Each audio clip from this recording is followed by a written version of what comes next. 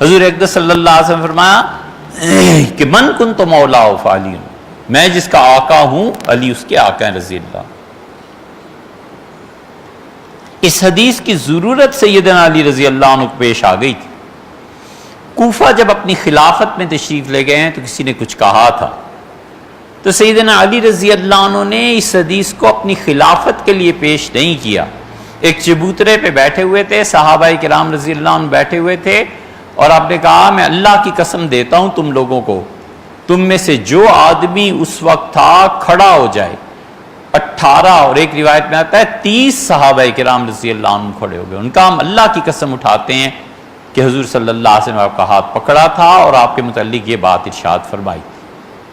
سیدنا علی رضی اللہ عنہ کا دیکھو اور گواہی دو، اس سے کوئی شبہ نہیں ہے، یہ حدیث اپنی جگہ پہ درست ہے، یہ واقعہ اپنی جگہ پہ ہوا ہے، لیکن مولا کے لفظ سے خلافت کیسے ثابت ہو گئی؟ یہاں آ کر پیش پڑا اہل سنہ اور اہل تشیع کے درمیان۔ وہ کہتے ہیں ہاتھ پکڑ لینا، بلند کرنا اور اعلان فرما دینا، یہی سب کچھ تھا۔ بھیا ہم سیدھی سادی بغیر کسی لغت کے بکھیڑوں میں الجھے ہوئے چند باتیں پوچھتے ہیں، اس کا جواب چاہیے۔ حضرت رسالت مآب صلی اللہ علیہ وسلم مدینہ منورہ پہنچے، بیماری کا آغاز ہوا ہے، اور وفات سے 3-4 دن پہلے، یہ ہماری بھی روایت ہے بخاری کی، آپ کے ہاں اہل تشیع کے ہاں بھی ہے، عیادت کے لیے الفاظ کا فرق بتا دیتے ہیں ہم۔ عیادت کے لیے رسول اللہ صلی اللہ علیہ وسلم کے چچا عباس رضی اللہ عنہ داخل ہوئے، اور عباس رضی اللہ عنہ نے بھتیجے کو دیکھا، اور داماد حضور صلی اللہ علیہ وسلم کے سیدنا علی رضی اللہ عنہ بیٹھے ہوئے تھے، دونوں اکٹھے باہر نکلے۔ اور یہ اہل سنہ کی روایت پہلے سنا رہا۔ حضرت عباس رضی اللہ عنہ نے کہا کہ انی لارا وجوہ بنی ہاشم، میں نے ان ہاشمیوں کے چہرے دیکھے ہیں، جب ان پہ وفات کا وقت آتا ہے نا تو ان کی رنگت بدل جاتی ہے، وہ رنگت کا جو تغیر ہے وہ چہرہ مبارک پہ آنا شروع ہو گیا ہے۔ علی کچھ دن بعد تم دیکھو گے کہ لاٹھی کی حکومت آئے گی، طاقت کی حکومت آئے گی۔ تو دیکھو حضور اقدس صلی اللہ علیہ وسلم سے وفات سے پہلے اپنی خلافت کا فیصلہ کرا لو۔ سیدنا علی رضی اللہ عنہ نے جو جواب دیا، کیا ذہانت ہے اس جواب کی۔ انہوں نے کہا چچا میں چلا جاؤں اور حضرت رسالت پناہ صلی اللہ علیہ وسلم اپنی خلافت کی بات کروں، اور اگر وہ نہ کر دیں تو امت نے جو دینی تھی وہ بھی نہیں ملے گی، پھر کیا ہوگا؟ اہل تشیع کی روایت میں آتا ہے کہ حضرت عباس تھے، سیدنا علی تھے، اور اہل بیت کرام رضی اللہ عنہ بیٹھے ہوئے تھے، اور حضور صلی اللہ علیہ وسلم سے عرض کیا کہ آپ خلافت کا فیصلہ ہاشمیوں کے حق میں کر دیں۔ رسول اللہ صلی اللہ علیہ وسلم اللہ جو چاہے گا وہ فیصلہ ہو جائے گا، اور یہ حضرات روتے ہوئے اٹھ کر وہاں سے آ گئے۔ یہ اہل تشیع کی کتابوں میں یہ روایت اسی طرح ہے، ہم حوالہ پیش کر دیں گے۔ ہم کہتے ہیں کہ سیدنا علی رضی اللہ عنہ یہ کیوں نہیں کہہ دیا کہ حضرت ابھی غدیر خم میں میری خلافت کا اعلان ہو گیا تھا، مجھے کیا ضرورت پڑی ہے ان سے پوچھنے کی؟ اب کیوں حضرت عباس رضی اللہ عنہ کا کہ لیے اپنے لیے خلافت کا پوچھ لو؟ غدیر خم میں 1 لاکھ آدمیوں کے تقریباً ان کے سامنے اگر وہ سب سمجھے ہوتے کہ خلافت سیدنا علی رضی اللہ عنہ کا اعلان ہو گیا ہے، یہ قضیہ کیا ہو گیا تھا؟ یہ کیا چیز پیش آ گئی تھی؟ کیوں سیدنا علی رضی اللہ عنہ نے کہہ دیا کہ خلافت میری ہے؟ ہم کہتے ہیں اس کو بھی چھوڑ دیں۔ حضرت رسالت مآب صلی اللہ علیہ وسلم کا انتقال ہوا، ثقیفہ بنو ساعدہ میں حضرت ابوبکر رضی اللہ عنہ کی بیعت کی صحابہ کرام رضی اللہ عنہ نے۔ یہ جو غدیر خم میں 3 مہینے پہلے 1 لاکھ سے زیادہ آدمی دیکھ رہے تھے کہ رسول اللہ صلی اللہ علیہ وسلم نے بقول آپ کے سیدنا علی رضی اللہ عنہ کی خلافت کا فیصلہ فرما دیا تھا، کوئی ایک روایت ہے کہ ثقیفہ بن ساعدہ میں کوئی کھڑا ہوا اور اسے کہا کہ وہ تو مولا علی رضی اللہ عنہ کے بارے میں فیصلہ ہو گیا، آپ کس بحث میں پڑے ہوئے؟ کوئی ایک آدمی ہے کوئی تو؟ سیدنا ابوبکر رضی اللہ عنہ نے 3 مرتبہ بیعت کی ہے. بنو ہاشم سارے زندہ تھے مدینہ منورہ میں، کسی ایک ہاشمی نے اٹھ کے اس حدیث سے استدلال کیا ہے؟ پھر بات کرتے ہیں خلافت سیدنا علی رضی اللہ عنہ کی. سارے ہاشمی موجود تھے. ہاشمیوں کو کیا ہو گیا تھا؟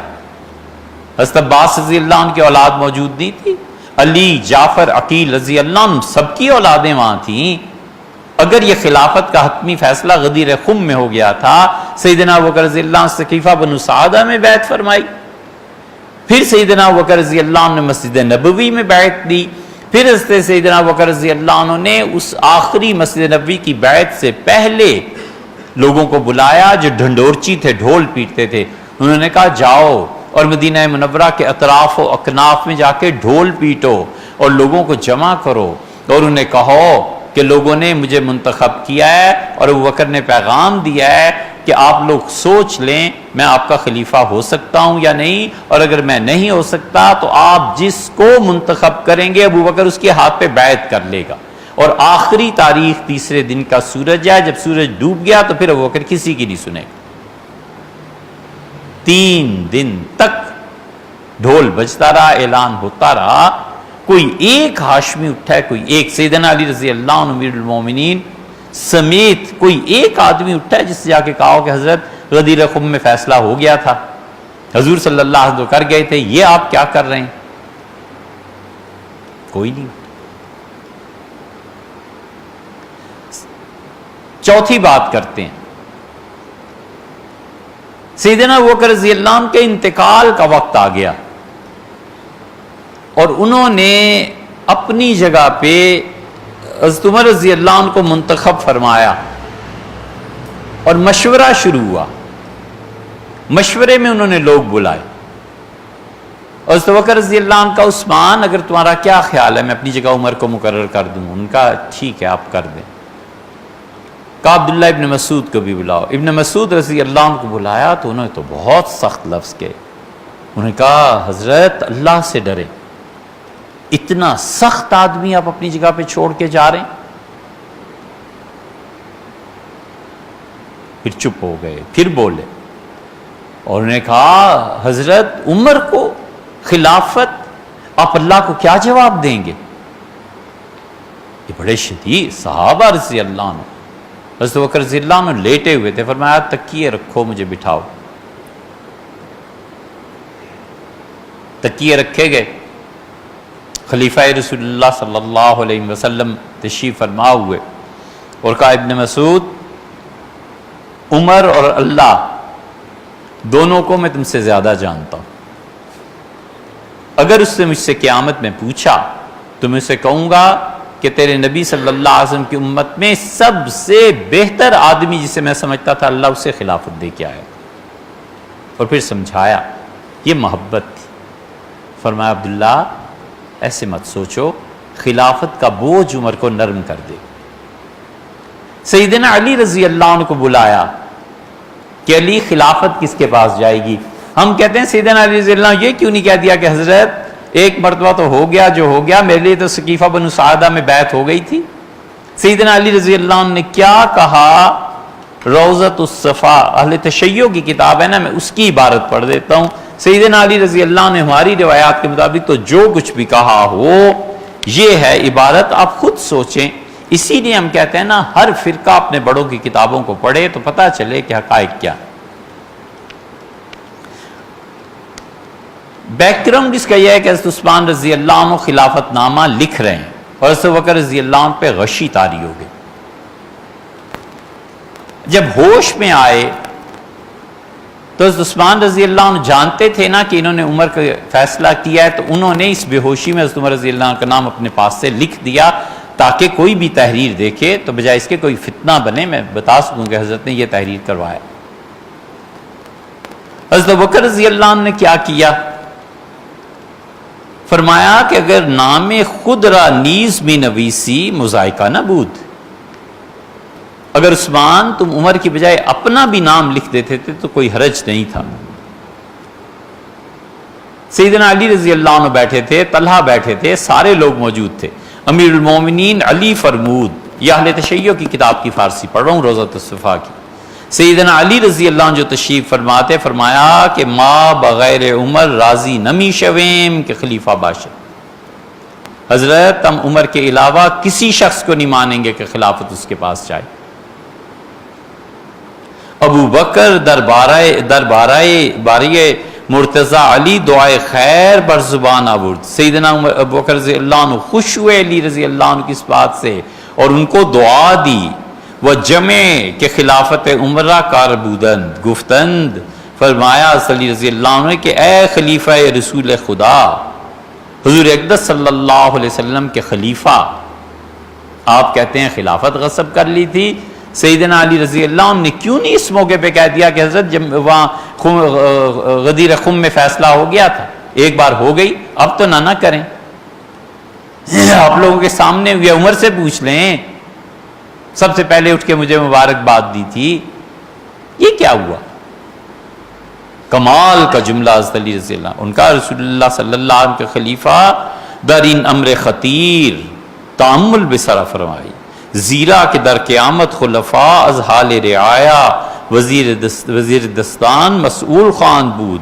حضرت بہت مشکل وقت آیا ہوا ہے اس وقت امت پہ، اور جو آپ فرما رہے ہیں نا تو یاد رکھیے گا کہ قیامت میں اللہ حساب لے گا خلفاء سے کہ اپنے بعد رعایا کا کیا حال تھا، اور اللہ کے ہاں آپ جواب دہ ہوں گے جس شخص کو آپ مقرر کر کے جائیں گے۔ علی گفت کہ اے طلحہ، سیدنا علی رضی اللہ عنہ نے اپنی بات کے بعد حضرت طلحہ رضی اللہ عنہ سے پوچھا اور ان کو کہا ہیچ کسرا بغیر عمر اطاعت نمی کنا۔ طلحہ یاد رکھو، میں تو عمر کے علاوہ کسی کی بات نہیں ماننے والا، میں صرف ان کی بات مانوں گا، خلیفہ وہ ہوں گے۔ بخدا سوگند، میں خدا کی قسم کھاتا ہوں کہ تحمل ان بارے گراں جز اورا کسے نمی دانم، یہ جو خلافت کا بوجھ ہے نا اتنے مشکل حالات میں، مجھے خدا کی قسم ہے میں سمجھتا ہوں عمر کے علاوہ کسی کے شانے نہیں اٹھا سکتے۔ یہ واحد آدمی ہے امت میں جو خلافت کو ٹھیک چلا لے۔ کدھر گیا غدیر خم؟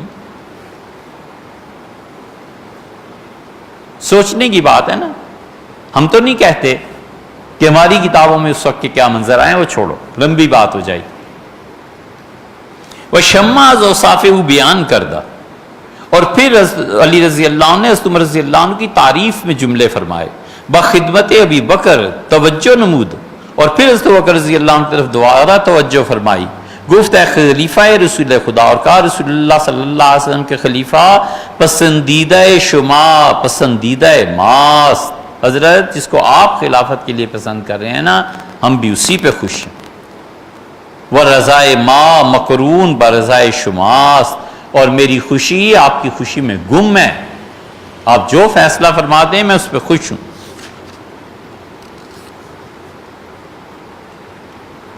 یہ تاریخ روضۃ الصفا، حضرت بکر رضی اللہ عنہ کی خلافت کا جہاں قصہ ہے یہ وہاں کی عبارت ہے۔ کیوں نہیں کہہ دیا؟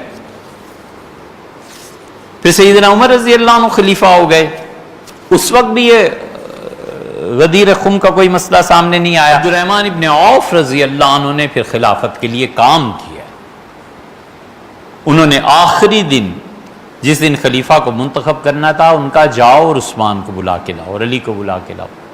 اطلاع آئی کہ ہم عثمان کے گھر گئے تھے، عثمان رضی اللہ عنہ کوئی دن سے سوئے نہیں تھے تو لمبی نیند کے لیے سوئے ہیں۔ انہوں نے کہا عثمان کو اٹھاؤ اور میرا کہو، اور 3 دن 3 راتیں خلافت اتنا بوجھ ہے، خدا کی قسم ایک لمحہ بھی تو عبد الرحمن نہیں سویا، اور یہ سوئے پڑے اٹھاؤ اسے۔ آئے حضرت عثمان رضی اللہ عنہ، سیدنا علی رضی اللہ عنہ آئے، جب میں غفیر تھا صحابہ کرام رضی اللہ عنہ کا، مسجد کچا کچ بھری ہوئی تھی۔ عبد الرحمن ابن عوف رضی اللہ عنہ نے کہا میں نے تمہارے خلیفہ کے انتخاب کے لیے کنواری لڑکیاں جو پردے میں بیٹھی ہوئی ہیں اور جو بچے مدینہ منورہ کی مسجدوں میں قرآن پڑھ رہے تھے، ان سے بھی جا کے پوچھا ہے کہ کون سا خلیفہ چاہیے، تو مجھے اللہ کی قسم ہے عثمان، سب نے تمہارا نام لیا ہے کہ عثمان خلیفہ ہو، یہ سارے اہل مدینہ کو پتہ ہی نہیں تھا کہ غدیر خم میں کیا ہوا ہے۔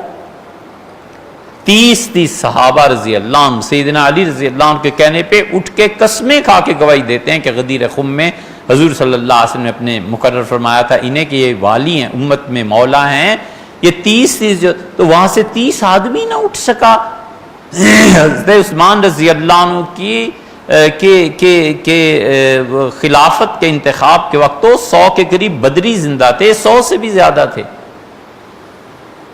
ان کی خلافت کا انتخاب تو ہوا ہے 22 ہجری 23 ہجری میں، اور 100 یا 80 بدری زندہ تھے 32 ہجری میں۔ عبدالرحمن بن عوف رضی اللہ عنہ کے انتقال کے وقت بھی اتنے زندہ تھے، کوئی نہیں اٹھا، کسی نے نہیں کہا کہ غدیر خم میں یہ فیصلہ ہو گیا۔ خلافت سیدنا علی رضی اللہ عنہ کی ہوتی تو یہ اس طرح مسجد نبوی میں نہ ہو رہا ہوتا۔ آپ صاف کیوں نہیں کہتے کہ رسول اللہ صلی اللہ علیہ وسلم کی تربیت نے ان سب کو بزدل بنا دیا تھا، اور معاذ اللہ، اللہ کی پناہ ہے، سب جھوٹے پڑ گئے تھے، کسی ایک میں ایمان نہیں رہا تھا کہ اٹھ کے گواہی دیتا۔ یہ تو یار ہمارے زمانے میں نہیں ہو سکتا۔ اللہ کا شکر ہے حضرت رسالت مآب صلی اللہ علیہ وسلم کی تعلیمات پہ جو لوگ عمل کرتے ہیں، اس گئے گزرے دور میں نہیں ہوتا۔ لوگ اٹھ کھڑے ہوتے ہیں کہ جناب حدیث میں یہ آیا ہے، حدیث، وہاں کوئی اٹھا ہی نہیں۔ اور عبدالرحمن ابن عوف رضی اللہ عنہ نے بلایا عثمان رضی اللہ عنہ کو، بٹھایا انہیں ممبر پہ، اور انہوں نے کہا یہ وہ پگڑی ہے جو رسول اللہ صلی اللہ علیہ وسلم نے تبوک کے دن مجھے پہنائی تھی، اور انہوں نے ان کے سر پہ رکھی، اور انہوں نے کہا خلافت مبارک ہو، اور ہاتھ بڑھائیے بیعت کریں، اور سب سے پہلی بیعت حضرت علی رضی اللہ عنہ کو بلایا اور کالی بیعت کرو۔ سیدنا علی رضی اللہ عنہ نے پہلی بیعت کی ہے حضرت عثمان رضی اللہ عنہ کے خلیفہ ہونے پہ۔ حضرت علی رضی اللہ عنہ کو بھی خیال نہیں رہا کہ حضرت تو مجھے مقرر کر گئے ہیں، میں کیوں ان کی حدیث کی خلاف ورزی کر رہا ہوں، بولے ہی نہیں۔ رہتی دنیا تک اہل تشیع اہل سنہ کی کسی کتاب میں لاگے ہمیں دکھا دیں یار کہ سیدنا علی رضی اللہ عنہ نے حضرت ابوبکر کے انتخاب پہ، عمر اور عثمان رضی اللہ عنہ کے انتخاب پہ کبھی بھی اس حدیث کا حوالہ دیا ہو کہ غدیر خم میں میری خلافت کا فیصلہ ہو گیا۔ خود سیدنا علی رضی اللہ عنہ کا انتخاب ہوا ہے۔ ہم نہج البلاغہ پڑھ رہے ہیں، نہج البلاغہ اہل تشیع کے ہاں اس کا وہی مقام ہے جو مرزائیوں کے ہاں تذکرہ کا مقام۔ نہج البلاغہ میں بہت سی چیزیں داخل بھی کی گئی اور بہت سی چیزیں صحیح بھی ہیں۔ سیدنا علی رضی اللہ عنہ کا کلام بالکل ہے اس میں، وہ کلام خود گواہی دیتا ہے کہ کون بول رہا ہے، کون کہہ رہا ہے۔ سیدنا علی رضی اللہ عنہ کا یہ خطبہ نہج البلاغہ میں ہے۔ امیر المومنین نے فرمایا، یہ بھی الفاظ دیکھو، وَمِن خُطْبَةٍ لَهُ علیہ السلام، اور یہ وہ خطبہ ہے جو سیدنا علی رضی اللہ عنہ نے دیا لما ارید علی البیعۃ بعد قتل عثمان رضی اللہ عنہ، حضرت عثمان رضی اللہ عنہ کی شہادت کے بعد جب بیعت ہونی تھی حضرت علی رضی اللہ عنہ کی خلافت کی، تو فرمایا دعونی، مجھے خلافت کے لیے نہ بلاؤ، والتمسوا غیری، میرے علاوہ کسی اور کو تلاش کرو۔ کسی نے یاد نہیں دلایا کہ حضرت اب تو موقع ہے، اب غدیر خم پوری ہونے آ رہی ہے، آپ کر لیں، کوئی نہیں بولا۔ سیدنا علی رضی اللہ عنہ کی بیعت کرنے والے کوئی معمولی لوگ نہیں تھے، 80 بدری صحابہ رضی اللہ عنہ تھے جنہوں نے سیدنا علی رضی اللہ عنہ کی، طلحہ اور زبیر نے بیعت کی ہے۔ 700 صحابہ رضی اللہ عنہ تھے جو حدیبیہ میں رسول اللہ صلی اللہ علیہ وسلم کی ہاتھ پہ جنہوں نے بیعت کی تھی۔ سیدنا علی رضی اللہ عنہ جب نکلے ہیں تو ان کے لشکر میں 700 بیعت رضوان والے تھے اور 80 کے قریب بدری صحابہ رضی اللہ عنہ نکلے ہیں۔ یہ سارے ہی کچھ ایسے ہی تھا۔ اسی لیے سیدنا علی رضی اللہ عنہ سے معاویہ رضی اللہ عنہ کو خط لکھا تھا کہ اللہ کی قسم کھاتا ہوں جو بدر میں رسول اللہ صلی اللہ علیہ وسلم کے ساتھ تھا آج علی کے ساتھ ہے، معاویہ تمہارے ساتھ بدر والوں میں سے کون ہے؟ اس سے معاویہ رضی اللہ عنہ نہیں جواب دے سکے۔ یہ ہے خطبہ حضرت کا۔ فرمایا والتمسوا غیری فإنا مستقبلون امرا له وجوہ، مجھے چھوڑ دو، اس منصب خلافت کے لیے کسی اور کو تلاش کرو۔ یہ خلافت ایسی چیز ہے جس میں اب عجیب و غریب چیزیں پیش آئیں گی. والوان، اور چہروں کے رنگ بدلے ہوں گے. لا تقوم له القلوب ولا تثبت علیہ العقول، اب خلافت قائم ہوگی اور دل ان کو برداشت کرنے سے قاصر ہو جائیں گے، اور عقل حیران ہے اس پہ کہ عثمان جیسے آدمی کو شہید کر دیا گیا ہے، اب خلافت کا بار کون سنبھالے. اور دیکھو فَأَنَا كَعَهْدِكُمْ، میں بالکل ایک عام آدمی جیسا ہوں. یہ نہیں فرمایا کہ غدیر خم میں مجھے کہہ گئے ہیں. یہ کیوں کہا ہے؟